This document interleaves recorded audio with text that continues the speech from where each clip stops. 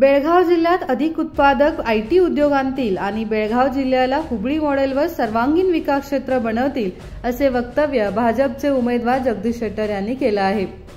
लोकसभा निवडणुकीच्या प्रचारासाठी बेळगाव येथील खडे बाजार येथील एमजी टॉवर जवळील तेली समाज बांधवांची बैठक घेण्यात आली। मोदी हे फक्त देशाचे नाही तर संपूर्ण जगाचे महान नेते आहेत।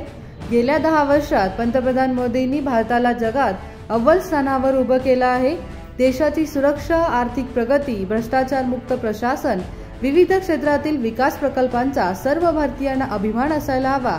तसेच त्यांच्या अंमलबजावणीमुळे आज भारत मजबूत झाला आहे अशी भावना जगदीश शेट्टर यांनी व्यक्त केली।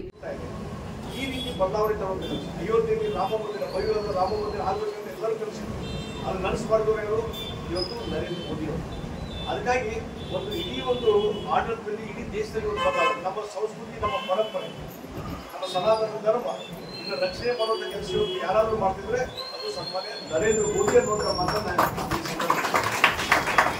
ಆರ್ಥಿಕ ಯಾವಾಗಲೂ ಒಂದು ದೇಶ ಒಂದು ಬಲಿಷ್ಠ ಆಗಬೇಕಾದ್ರೆ ಆರ್ಥಿಕ ಸ್ಥಿತಿ ಸರಿ ಇರಬೇಕು, ಸ್ಟೆಬಿಲಿಟಿ ಇರಬೇಕು। ಆ ರೀತಿಯಾದಂಥ ಒಂದು ಸ್ಟೆಬಿಲಿಟಿ ಮತ್ತು ಆರ್ಥಿಕ ಬಲ ಇವತ್ತು ದೇಶಕ್ಕೆ ಸಿಕ್ಕಿದೆ। ಅದಕ್ಕೆ ಕಳೆದ 10 ವರ್ಷದ ಒಂದು ಆಡಳಿತ ನೋಡಿ, ಮೋದಿಯವರು ಅಧಿಕಾರ ಬರುವ ಮುಂಚೆ 2014ರಲ್ಲಿ ಭಾರತ ದೇಶದ ಆರ್ಥಿಕ ಪ್ರಗತಿ 14ನೇ ಸ್ಥಾನ। ಇವತ್ತು 10 ವರ್ಷದಲ್ಲಿ ಕೇವಲ 10 ವರ್ಷದಲ್ಲಿ ಇವತ್ತು ಮೋದಿಯವರ ಒಳ್ಳೆ ಆಡಳಿತ, ಒಳ್ಳೆ ಆರ್ಥಿಕ ನೀತಿಯಿಂದ 14ನೇ ಸ್ಥಾನ ಇದ್ದಿದ್ದು ಇವತ್ತು ನಮ್ಮ ಏನಕ್ಕೆ ಇದೆಯೋ 5ನೇ ಸ್ಥಾನಕ್ಕೆ ಬಂದು 5ನೇ ಸ್ಥಾನಕ್ಕೆ ದೊಡ್ಡ ಸಾಧನೆ ಇದೆ। ಅದರಿಂದ ಬೇರೆ ದೇಶಗಳು ಹೆದರಿಕೆ ಚಾಲು ಮಾಡಿದಾವೆ। ಇನ್ನು 2-3 ವರ್ಷ ಬಿಡ್ರಿ, ಮೋದಿಯವರು 3ನೇ ಪ್ರಧಾನಮಂತ್ರಿ ಆದ್ಮೇಲೆ ಇನ್ನು 3 ವರ್ಷ ಬಿಡ್ರಿ 3ನೇ ಸ್ಥಾನಕ್ಕೆ ಬರ್ತೀವಿ, 3ನೇ ಸ್ಥಾನಕ್ಕೆ। ಇನ್ನೊಂದು 10-15 ವರ್ಷ, 10-15 ವರ್ಷದಲ್ಲಿ ಭಾರತ ದೇಶ ಇಡೀ ಜಗತ್ತಿನಲ್ಲಿ ಸೂಪರ್ ಪವರ್ ಆಗ್ತದೆ। ಆರ್ಥಿಕ ನಂಬರ್ 1 ಸ್ಥಾನಕ್ಕೆ ಬರ್ತೀವಿ, ನಂಬರ್ 1 ಸ್ಥಾನ।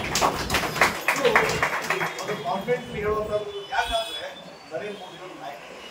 ಹೀಗಾಗಿ ಅಂತ ನಾಯಕರ ಅಗತ್ಯತೆ ದೇಶಕ್ಕಿದೆ। ಅದಕ್ಕಾಗಿ ಇವತ್ತು ಎಲ್ಲರ ಮನಸ್ಸಲ್ಲಿರುವಂಥದ್ದು ಪ್ರಧಾನಿ ನರೇಂದ್ರ ಮೋದಿಯವರು 3ನೇ ಬಾರಿ ಪ್ರಧಾನಮಂತ್ರಿ ಆಗ್ತಾರೆ। ಅದಕ್ಕಾಗಿ ದಯವಿಟ್ಟು ಆಶೀರ್ವಾದ ಮಾಡಿ, ಮೋದಿಜಿಯವರು ಮತ್ತೆ 3ನೇ ಪ್ರಧಾನಮಂತ್ರಿ ಮಾಡಲಿಕ್ಕೆ ಅವಕಾಶ ಕೊಡಿ, ಆಶೀರ್ವಾದ ಮಾಡಿ, ಗಮನಿಸಿ ಮತ ಕೊಡಿ ಅಂತೇಳಿ ಒಟ್ಟು ಬಂದು ತಮ್ಮಲ್ಲಿ ನಾನು ವಿನಂತಿಯನ್ನು ನಾನು ಮಾಡ್ತಾ ಇದ್ದೇನೆ। ಇದರ ಜೊತೆಗೆ ಇವತ್ತು ಬೆಳಿಗ್ಗೆ ನರೇಂದ್ರ ಮೋದಿಜಿಯವರು ಬಂದು ಮತ್ತು ಯಾವ ರೀತಿ ವಿನೋದ್ ಕೋಲ್ಕರ್, ಕನ್ನಡಮ್ಮ ನ್ಯೂಸ್ ನೆಟ್ವರ್ಕ್, ಬೆಳಗಾವಿ।